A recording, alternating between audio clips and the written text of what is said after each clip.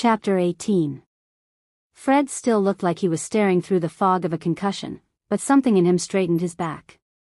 His shoulders squared as he helped. Ernie recognized the bearing instantly. Sky caught it a half-second later, giving the same small nod Ernie did. They all knew these extra supplies might be the difference between surviving and not, especially with whatever had thrown the world into chaos. And this was only the beginning.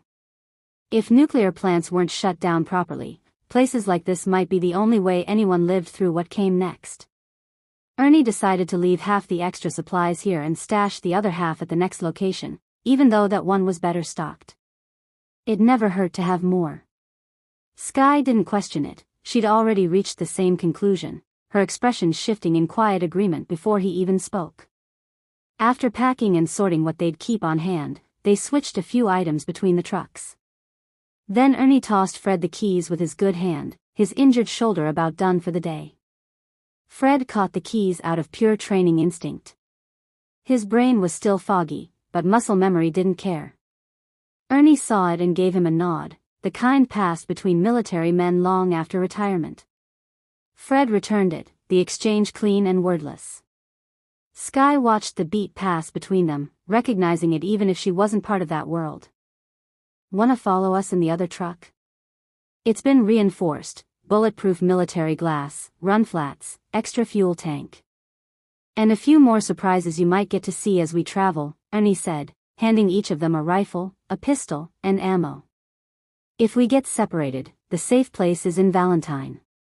There's a map in the glove box with several routes. Keep on the radio, but don't compromise the location. If you get there before us, find a place to hide." Letty hovered close to Fred, her hand brushing his arm in a grounding beat.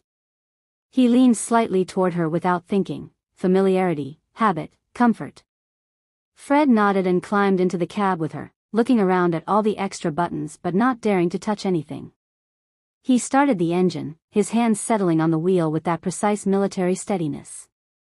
Ernie noticed it. Sky caught the shift in his posture, the same concern tightening in her own chest. Once both vehicles were out, Ernie made sure the mountain was sealed before driving away. His shoulder pulsed with every heartbeat. Sky was lost in thought. The Kevlar worked, but it was unmanageable for speed and movement. Kevlar was meant to be stacked for protection. Sports gear could help, but it would be bulky and heavy. Leather was hot and cumbersome. Nothing was ideal. Ernie glanced at her. "What's on your mind?"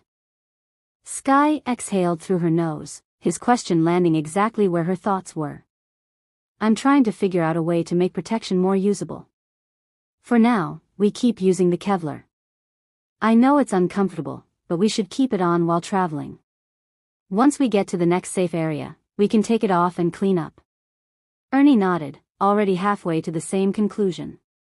They both kept the gear on as they climbed into the truck, moving in the same stiff, bruised rhythm.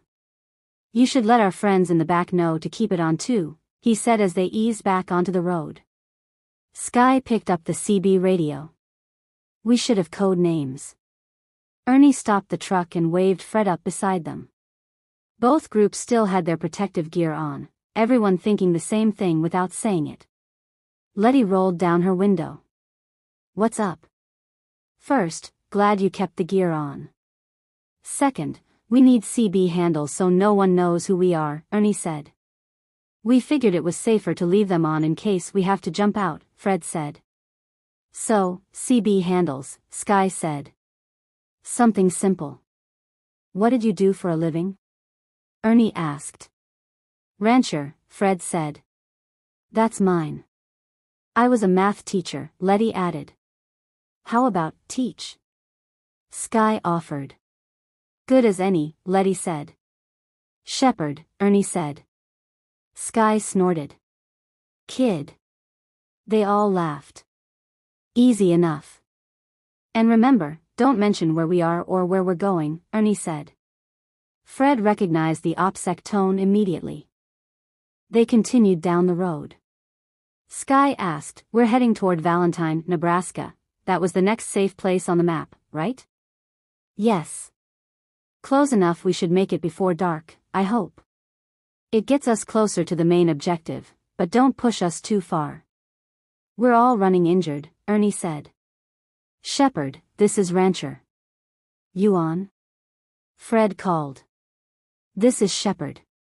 I hear you, Ernie replied.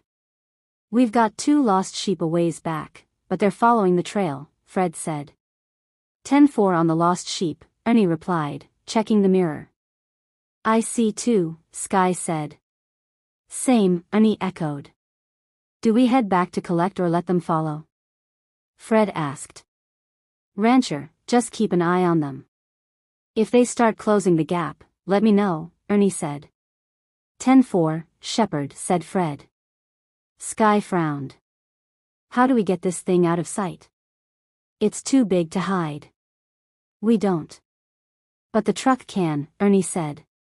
He rolled down the window and slowed the general as they went downhill, losing line of sight with the vehicles behind them. He waved Fred ahead and pointed toward the trees. Fred picked up the meaning instantly.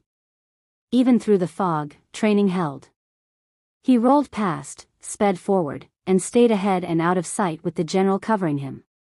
Once far enough ahead, Fred backed into the woods, far enough to disappear, close enough to get out fast. He shifted into 4-wheel drive and cut the engine. Once Ernie saw Fred vanish into the trees, he pulled the general to the side of the road, turning it to face the oncoming vehicles. He shut the engine off. And waited. Sky settled beside him, posture matching his without thinking, alert, still, ready. As the 2 vehicles crested the hill, they saw the massive truck sitting in the middle of the road, 2 people inside watching them. They exchanged looks, stopped, and got out, trying to spot the other truck, assuming it was behind this one. They started with what they'd practiced. We're not looking for trouble.